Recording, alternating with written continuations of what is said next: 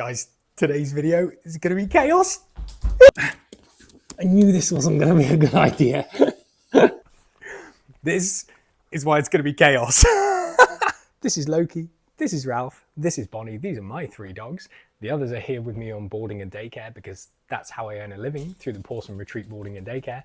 And my name's Jace. I'm here on this YouTube video to make sure I hold myself accountable to my huge goal of opening a kennelless rescue, a paradise for homeless dogs in France in the next 2 years. This is part 3 of the video, guys. So I'm going to dive straight in. What a crazy week it has been, guys. Opening Christmas presents, destroying the paper and the living room at the same time. We have had lots of Christmas dinner and we took on this beautiful boy as an urgent ball, which is actually one of the pieces of action that I want to explain that I took this week. We were supposed to have a little bit of a quieter time, but how could I say no to this boy? Given the difficult circumstance that his owner found himself in, she just needed a little bit of respite. So how could we say no to him? He has been such a good boy and become instantly a part of the pack here at the Pawsome Retreat. The next piece of action I took this week was to leverage my qualifications inside of dog training and understanding canine behavior. Now, I haven't done anything formally as far as dog training with these qualifications yet is concerned because I've been so inundated from the word go with the Pawsome Retreat for boarding and daycare, but now I find myself able to offer a couple of different variations to the business to create another stream of revenue. The final piece of action I took, which should have a compounding effect on the fiat money that I have and I'm accruing over the next couple of years, is to open a trading 212 cash and stocks and shares ISA. You don't necessarily need to know what that means. The main advantage of it is that I get 4.9% on my money while it's sat there. That's the important thing. I will have a small percentage of the fiat money invested into stocks and shares, mainly dividend shares, so they're paying back to me all the time. So if there is a fluctuation that comes down, I should still recuperate that in dividends over the next couple of years. Hopefully, yes, there is a risk to that, like there are all investments, and this is not a shill for trading 212. Disclaimer, please invest your money carefully and don't take this as financial advice, because it is not. It is just a way of me trying to add to the money that I have or make it work for me while it's simply sat. So we've come to the part in the conversation, which is more important than anything else. We put up a whiteboard and we talk money, facts, numbers, because ultimately, unless I'm adding to this total each and every single week, I'm not getting any closer to this dream to becoming a reality.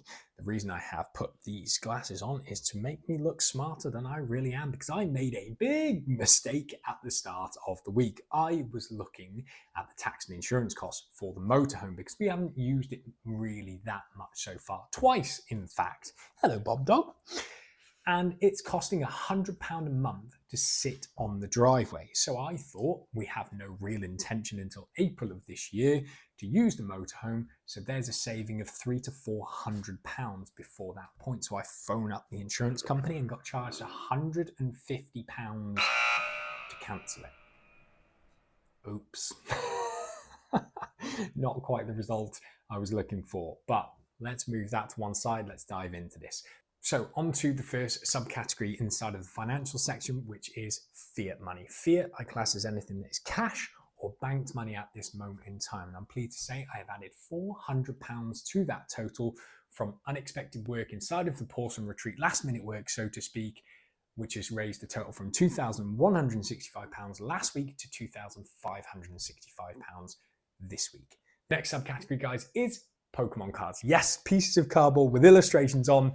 I quite like them. It's very nostalgic for me to look back and remember some of my childhood memories, but I also understand that certain graded cards and certain sets are worth money to some people. So my lower estimate for my collection is about £2,000. The third subcategory, Bob Dog, is cryptocurrency. What's that you say? That's risky. I know. It's a bit of a Marmite industry, guys. You either love it or you hate it. It's super volatile. It goes up and down like a yo-yo.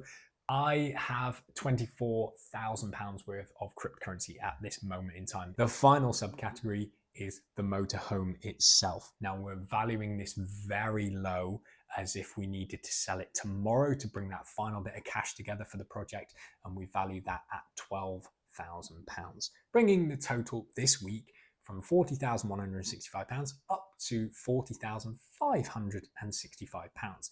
Now, this is a greater increase than the week before, which is brilliant, but it's still not enough.